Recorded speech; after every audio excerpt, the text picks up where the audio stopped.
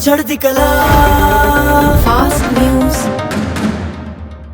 नमस्कार, मैं रचना शर्मा चढ़ती कला टाइम टीवी देख रहे सभी दर्शकों का स्वागत करती हूं। आप देख रहे हैं फास्ट न्यूज।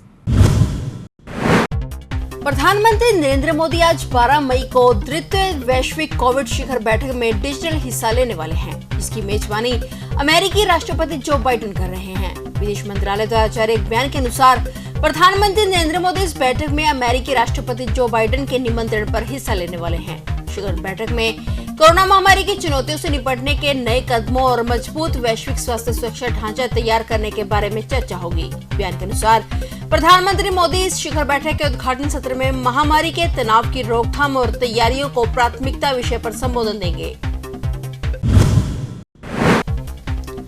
उत्तर प्रदेश की योगी सरकार प्रदेश के 22 लाख सरकारी कर्मचारियों और पेंशनरों को इस महीने से बड़ी सुविधा देने जा रही है। अब सरकारी कर्मचारियों, पेंशनरों और उनके परिवारजनों को कैशलेस इलाज की सुविधा मिलेगी। इसके लिए स्वास्थ्य विभाग ने सभी तैयारियां पूरी कर ली हैं। इस योजना का लाभ करीब 1 करोड़ लोगों को होगा। साथ ही कर्मचारियों, पेंशनरों और उनके परिवारजनों को सरकारी अस्पतालों, विभाग और सीएमओ के चक्कर काटने से भी मुक्ति मिल जाएगी। इस पहल के साथ यूपी देश का पहला राज्य होगा जहां सरकारी कर्मचारियों, पेंशनरों और उनके परिवारजनों को कैशलेस इलाज की सुविधा मिलेगी।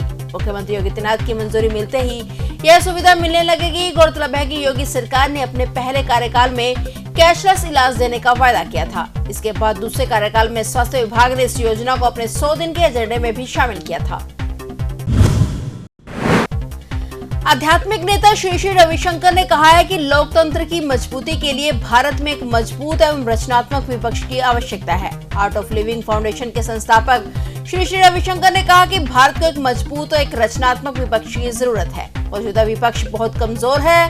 विपक्ष में नेतृत्व की कमी के कारण लोकतंत्र जैसा प्रतीत नहीं होता। उन्होंने कहा कि लोकतांत्रिक देशों को एक मजबूत विपक्ष की जरूरत होती है, लेकिन भारत में इसकी कमी है। उन्होंने कहा कि यकीनन पश्चिम बंगाल ने एक निष्पक्ष और स्वतंत्र चुनाव से दिखाया है कि कोई भी पार्टी भारत के संविधान से छेड़छाड़ नहीं कर सकती और न्यायिक तंत्र काफी मजबूत है। बहरहाल केंद्र में मजबूत विपक्ष न होने के कारण एक मजबूत नेता की छवि से देश निर्कुश दिख सकता है, लेकिन ऐसा असल में नहीं है। हम एक महान लोकतांत्रिक देश में हैं। मोहाली में बीते दिनों हुए धमाके के बाद अब जिले में गोलियां चलने की खबर सामने आई है। बताया जा रहा है कि कुछ लोगों की तरफ से कई राउंड फायर किए गए। फायर करने वाले अज्ञात हमलावरों के खिलाफ सोहाना थाने में मामला दर्ज कर लिया गया है। गौरतलब है कि मोहाली में 9 मई को शाम 7:45 के करीब इंटेलिजेंस दफ्तर पर एक बड़ा ग्रेनेड हमला हुआ था। इसके बाद पुलिस द्वारा हमलावरों की खोज के लिए लगातार छापेमारी की जा रही है। बता दें कि मोहाली में धमाके के बाद अब चली गोलियों के कारण इलाके में दहशत का माहौल है।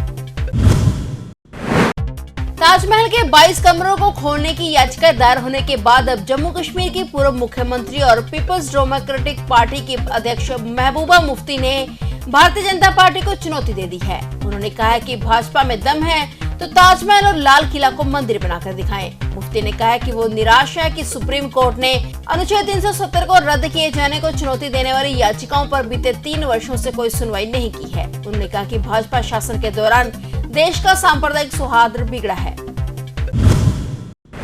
बहुजन समाज पार्टी के अध्यक्ष मायावती ने जेल में बंद समाजवादी पार्टी के वरिष्ठ विधायक आजम खान के साथ उत्तर प्रदेश की भारतीय जनता पार्टी सरकार द्वारा अन्याय किए जाने का आरोप लगाया है।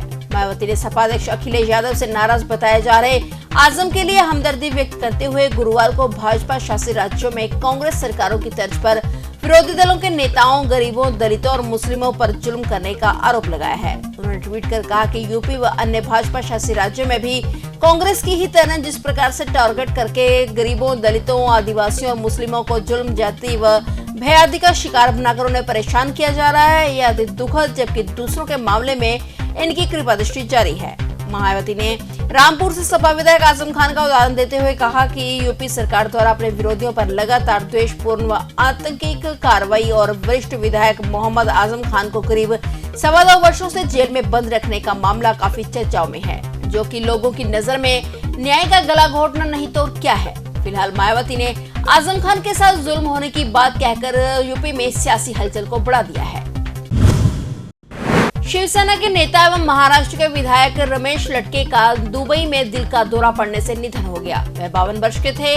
पार्टी के एक पदाधिकारी ने बताया कि लड़की का दुबई में बुधवार को निधन हो गया, जहां वह अपने परिवार के साथ छुट्टियां मनाने गए थे। लड़के मुंबई शहर के अंधेरी ईस्ट विधानसभा क्षेत्र में से 2 बार विधायक रहे हैं और पदाधिकारी ने कहा कि उन्होंने शव को भारत लाने की प्रक्रिया शुरू कर दी है। वहीं मुख्यमंत्री उद्धव ठाकरे और पार्टी के अन्य नेताओं को भी सूचित कर दिया गया है। बता दें कि महाराष्ट्र में इस समय शिवसेना, राष्ट्रवादी कांग्रेस पार्टी और कांग्रेस की गठबंधन सरकार है।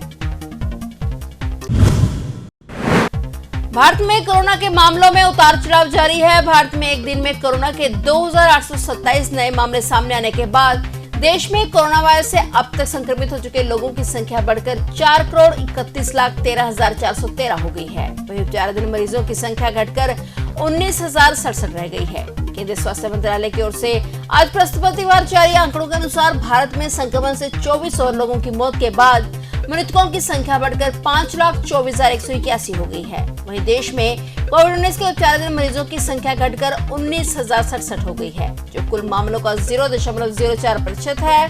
पिछले 24 घंटे में उपचाराधीन मरीजों की संख्या में 427 मरीजों की कमी दर्ज की गई है। फिलहाल फास्ट न्यूज में इतना ही और नए समाचारों के साथ फिर से हाजिर होंगे। तब तक के लिए देखते रहिए चढ़ती कला टाइम टीवी और मुझे दीजिए इजाजत। धन्यवाद। चढ़ती कला फास्ट न्यूज।